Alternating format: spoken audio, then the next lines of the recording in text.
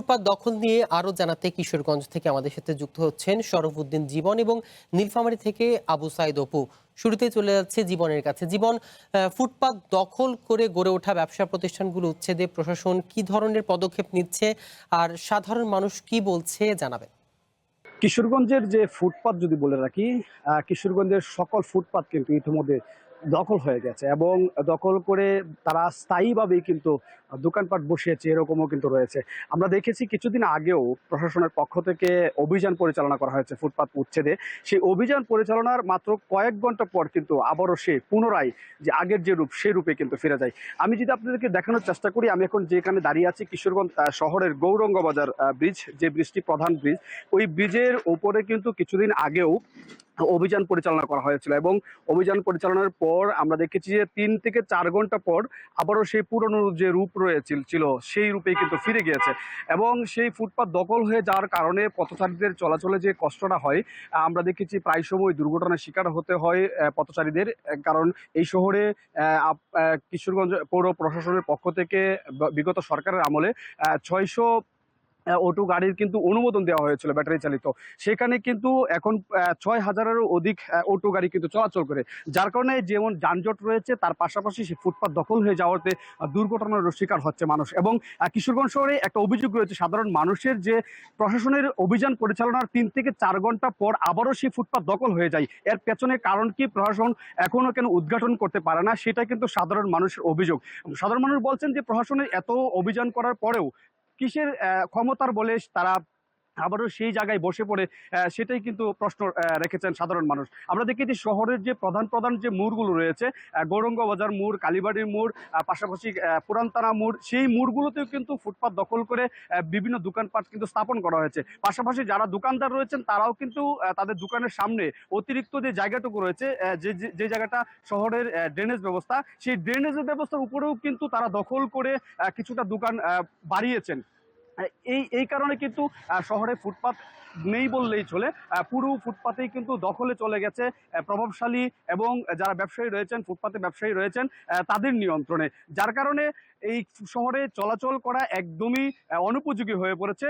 মানুষের যে প্রতিদিনের দিনের যে ভোগান্তি, সেই ভোগান্তি কিন্তু চরম আকার ধারণ করেছে। আমরা দেখেছি শহরের যে তেরিপট্টি মোড় রয়েছে, সেই মোড়েও কিন্তু সরকারের যে জায়গাটা রয়েছে ফুটপাতের, সেই জায়গা দখল করে দীর্ঘদিন যাবৎ বছরের পর বছর ধরে কিন্তু তারা স্থায়ী চৌকি ফেলে কিন্তু দখল করে তারা ব্যবসা করছে। তো প্রশাসনের পক্ষ থেকে তারা বলে যে আমরা তো অভিযান পরিচালনা করছি, খুব দ্রুতই সেই সমাধান হবে, কিন্তু অভিযান পরিচালনার পর আবারও তারা বসে পড়ে, সেটাই কিন্তু মানুষ জানতে চায় কিসের ক্ষমতার বলে তারা আবারও সেই জায়গায় বসে পড়ে। তো কিশোরগঞ্জের যে ফুটপাত দখল, সেই দখলের কারণে সাধারণ মানুষের চলাচলে যেমন বিঘ্ন করছে, পাশাপাশি এখানে যারা ব্যবসা করে সেই ব্যবসায়ীরা কিন্তু যে এখানে যারা নিয়ন্ত্রণ করেন মূলত ফুটপাতটা, যে সাধারণ মানুষ বলছে রাজনৈতিক দলের ছত্রছায়ায় প্রতিদিনই তাদেরকে একটা অর্থ দিতে হয়, সেই জন্য কিন্তু সেটাও মানুষে বলে, সাধারণ মানুষ বলে এবং দোকানদাররাও বলে। তো এই ছিল কিশোরগঞ্জ থেকে আমার কাছে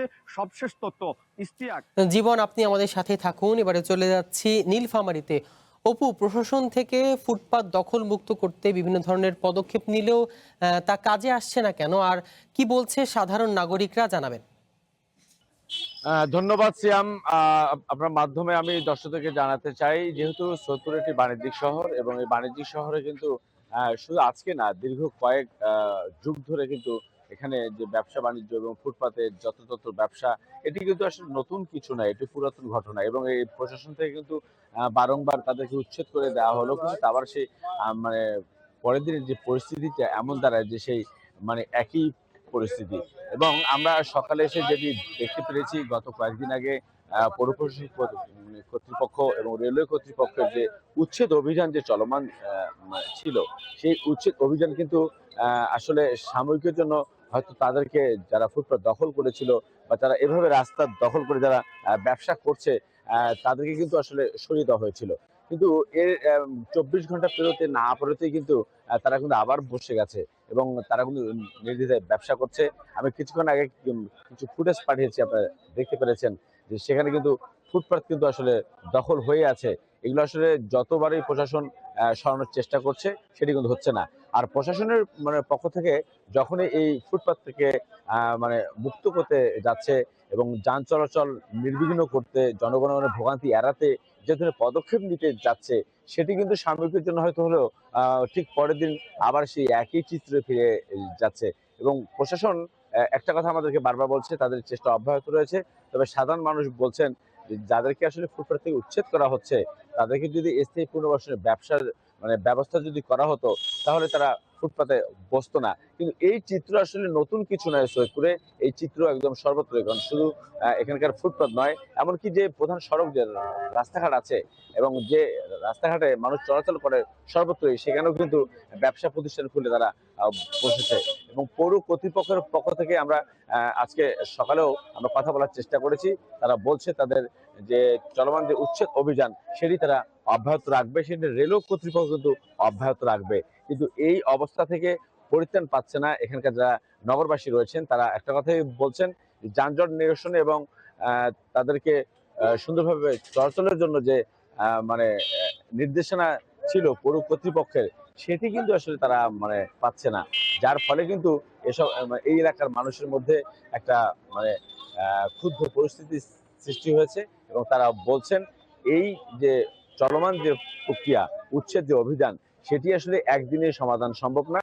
এটি যদি প্রতিদিনই যদি সংশ্লিষ্ট কর্তৃপক্ষ যদি মানে এটি ত্বরান্বিত করতো, তাহলে এই যে ফুটপাত দখলের যে প্রতিযোগিতা এবং এই যে শুধু ফুটপাত না এবং সড়ক দখল করে যে ব্যবসা বাণিজ্য করার যে প্রতিযোগিতা, সেটি হয়তো থেমে যেত এবং সরকারের যে সড়ক নিরাপত্তার যে বিষয়টি এবং সেটি কিন্তু বহাল থাকতো। আর তা না হলে কিন্তু যে সড়ক নিরাপত্তার যে উদ্দেশ্য, সেটি কিন্তু বরাবরই প্রশ্নবিদ্ধ মানে থেকে যাচ্ছে। এবং আমরা সকাল থেকে এসে তো তো সবকিছু মিলে বলতে হয় সৈয়দপুরের এই যে হকাররা যারা আসলে ফুটপাত দখল করে আছেন এবং শুধু ফুটপাত না, সড়ক দখল করে আছেন, তাদেরকে উচ্ছেদ করার জন্য এখানকার যারা স্থানীয় যারা বাসিন্দা রয়েছেন, সচেতন নাগরিক রয়েছেন, তারা উদারত আহ্বান জানিয়েছেন।